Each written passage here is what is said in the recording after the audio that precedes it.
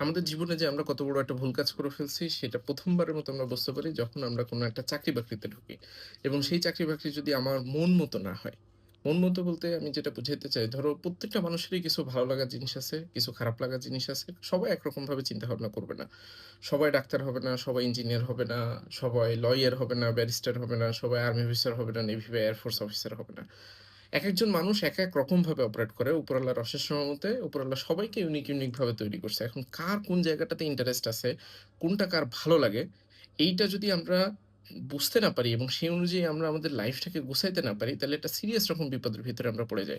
তার আগে আমি তোমাদের সাথে একটা গল্প শেয়ার করি। আমি জাস্ট কিছুক্ষণ আগে একটা ভিডিও দেখতেছিলাম। সেটাতে মনে হয় মিলিয়নের উপরে ভিউ হইছে। যেখানে একজন ৩০ বছর বয়সী বাংলাদেশী একটা ছেলেকে জিজ্ঞাসা করা হইতেছে যে, "তোমার লাইফের এখন এই যে ৩০ বছর জীবন পার করলা, এখন তোমার আসলে ওভারঅল মানে অনুভূতিটা কি এবং তোমার কোনো রিগ্রেট আছে কিনা?"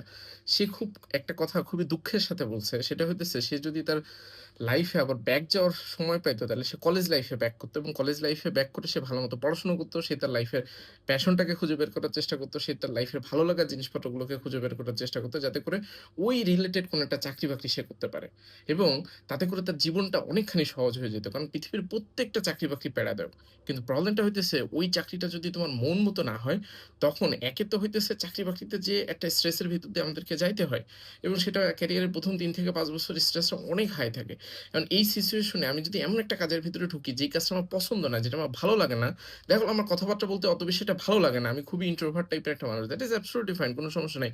কিন্তু আমি এমন একটা চাকরি নিলাম যেটা সেলস অ্যান্ড মার্কেটিং এর চাকরি, যেখানে আমাকে হয়তোবা কথাবার্তা বলতে হয়, মানুষজনের সাথে হেসে কথাবার্তা বলতে হয়, গ্রিটিংস করতে হয় বা এই টাইপের একটা জিনিসপত্র। তখন কিন্তু এটা আমার জন্য একটা গলার কাঁটা হয়ে দাঁড়াবে।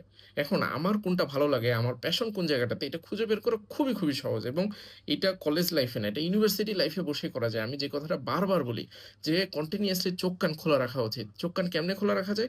সেটা হইতেছে যে ধরো তোমার ইউনিভার্সিটির সিনিয়র বড় ভাই বা বড় আপু তারা বিভিন্ন জায়গাতে চাকরি-বাকরি করতেছে। কারা কোন জায়গায় চাকরি-বাকরি করতেছে, কি ধরনের কাজ করতেছে সেটা সম্পর্কে জানার চেষ্টা করো। যেইটা তোমার ভালো লাগে সেই রিলেটেড কাজ করো। প্রত্যেকটা উইকে অল্প করে হলেও এই রিলেটেড একটু রিসার্চ করো তোমার পড়াশোনার পাশাপাশি। কারণ এর পরবর্তীতে তুমি কিন্তু কাউকে দোষ দেওয়ার পার পাবা না। আল্টিমেটলি ওই যে তোমাকে যদি জিজ্ঞাসা করা হয় ৩০ বছর বয়সে যে তোমার লাইফের সবচেয়ে বিগেস্ট রিগ্রেট কি? তখন তুমি বলতে থাকবা যে পুরুষ মানুষের জীবন খুবই প্যারাদায়ক। এই লাইফ নিয়ে কি করব? বাসায় গেলে প্যারা দেয়, এইখানে প্যারা, অফিসে প্যারা, সব জায়গায় প্যারা।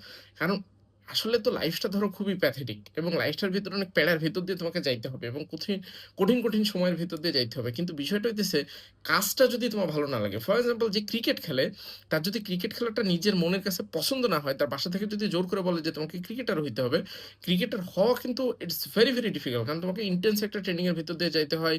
ডেইলি একটা রুটিন